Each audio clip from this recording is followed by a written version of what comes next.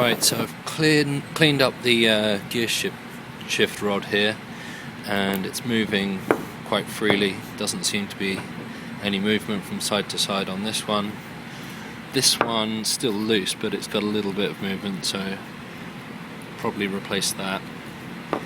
I thought of making some collars up, some top hat collars, and sliding them in from this end, but you can't because it's flared out.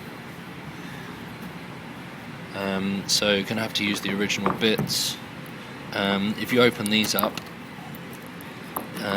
they're located with a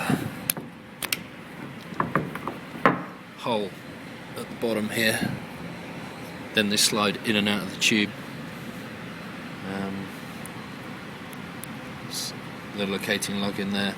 So I'm going to have to go with the original bits and refit them. So get ordering. So here's the shaft again. Straightened it out as well because it had a bend in this end. So just straighten that out. It's actually a hollow tube instead of a solid tube, so you can, if you push hard on one end in a vise, you can straighten it out.